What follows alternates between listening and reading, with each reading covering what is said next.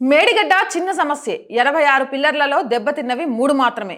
కాంగ్రెస్ భూతద్దంలో పెట్టి చూస్తుంది. రాజకీయంగా పగ ఉంటే మాపై తీర్చుకోండి, రైతులకు అన్యాయం చేస్తే ఊరుకోం. చెలో మేడిగడ్డలో బీఆర్ఎస్ వర్కింగ్ ప్రెసిడెంట్ కేటీఆర్ అన్న ఇక ఒక మాట అంటారు, నువ్వు అస్సలు కోపం తెచ్చుకోవద్దు. నేను కాదు, సోషల్ మీడియాలో అంటారు కేటీఆర్కి ఏమైనా దిమాకుందా అని. అయ్యో, మున్సిపల్ శాఖ మంత్రిగా, కాబోయే ముఖ్యమంత్రిగా, కేసీఆర్ వారసుడిగా పేరు తెచ్చుకున్న గీనని గింత మాట అంటారా అంటే మరి లేకపోతే ఏందన్నా. ఓ పక్క నుంచి ఎమ్మెల్యే ఎలక్షన్లో కేల్కతం దుకాన్ బంద్ అయింది. ఉన్నోళ్ళు కూడా ఏ పార్టీలో అవకాశం దొరికితే జంపు జలానీలు అవ్వాలా అని చూస్తారు. ఇక సిట్టింగ్ ఎంపీలంతా బీజేపీలోకి వలసలుగా క్యూ బట్టి మరీ వెళ్ళిపోతారు. ఈ టైంలో నువ్వు చేయాల్సిందేంది, పార్టీని కాపాడుకోవడానికి. అయ్యేమైపోయిందో కనబడట్లేడు. మేడిగడ్డ పోదామని తీసుకుపోతావా? మేడిగడ్డలో నువ్వు చేసిన అక్రమాలు, అదే నీ పార్టీలో కొంతమంది చేసిన అవినీతులు తెలియదా? తెలిసిన కేసీఆర్ రేవంత్ సార్ ఎందుకో మరి దాని మీద సిబిఐకో ఇంకొకరికి అప్పచెప్పడానికి ఆలోచిస్తాడు, సిట్టింగ్ జడ్జికో ఇవ్వడానికి. గది వేరే విషయం. పోయినోడివి పోయినవు, గమ్మున ఏదో ఆడ చూసి విజిట్ చేసి వచ్చినట్టు రావచ్చుగా. గేంది మాటలు? 86 పిల్లలలో దెబ్బతిన్నాయి 3ఏనా?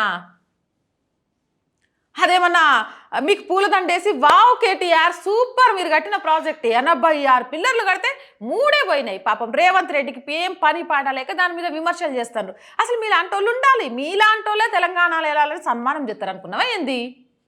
3 పిల్లర్లు కుంగిపోవడం అంటే ఏమన్నా మాట అనుకున్నావా? ఎన్ని సంవత్సరాలు అయింది మేడిగడ్డ కట్టి 3 పిల్లర్లు కుంగిపోవడానికి? చేసిందే తప్పు, దాన్ని సమర్థించుకోవడం రాకపోయినప్పుడు ఎట్టుండాలా? అట్ట చూసి ఇట్టొచ్చేసి మేడిగడ్డను విజిట్ చేసినాం, పెద్దగా ఏం కనవల్లే, గదో గిదో చెప్పాలా? మేము మస్తు చేసినట్టుగో మా మీద కక్ష ఉంటే మా మీద సాధించండి. గంతేగాని కాంగ్రెస్ వాళ్ళు భూతద్దంలో పెట్టి, భూతద్దం పెట్టేదేంది, నార్మల్ అద్దం కాదు. ఎవరికైనా సైట్ ఉన్న వాళ్ళకు చూసినా కూడా కుంగుబాటు కనిపిస్తుందట. దీనికోసం మళ్ళీ భూతద్దం ఎత్తుక్కొని పట్టుకొని పోవాలా ఏంది? రిపేర్ చేయించేందుకు ఇబ్బందులు ఏంటి? అసలు రిపేర్ చేసే పరిస్థితికి లక్షల కోట్లు ఖర్చు పెట్టిన ప్రాజెక్టులు ఏళ్ళు కూడా గడవక ముందు ఎందుకు వస్తున్నాయో ముచ్చట చెప్పు. అంతేలే. అంటే రిపేర్ చేయించడానికి మనకు అలవాటు పడిపోయినాం కదా, గా పేరుతో మళ్ళీ ఒకటికి కాంట్రాక్ట్ ఇచ్చి అందులో మళ్ళీ ఆమ్యామ్యాలు తీసుకోవడం. అందుకే అది చిన్న విషయంలాగా అనిపిస్తుంది మీకు. కాంగ్రెస్ పాలనలో ప్రాజెక్టులు కొట్టుకుపోలేదా? ఓహో, వాళ్ళ పాలనలో కొట్టుకుపోయినాయి కాబట్టి మీ పాలనలో కూడా ప్రాజెక్టులు కొట్టుకుపోవాలి. పులిని చూసి నక్క వాత పెట్టుకున్నట్ట మరి కాంగ్రెస్ని చూసి మీరు కూడా పెట్టుకున్నారా ఏంది? దొందే అని చెప్తున్నావా?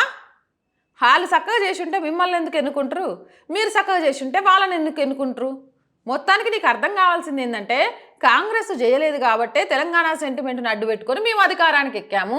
కాంగ్రెస్ చేసి ఉంటే ఖచ్చితంగా కూడా మేము అధికారంలోకి వచ్చేటోళ్ళం కాదు, సోనియా తెలంగాణ ఇచ్చింది అని చెప్పి వాళ్ళే అధికారానికి వచ్చేటోళ్ళు. కానీ వాళ్ళు కొన్ని చేయలేదు కాబట్టే మాకు పట్టం కట్టారు అని. వాళ్ళు చేసిన తప్పుల్ని మీరు తప్పులు కాకుండా చూసుకునే విధంగా చూసుకోవాలా.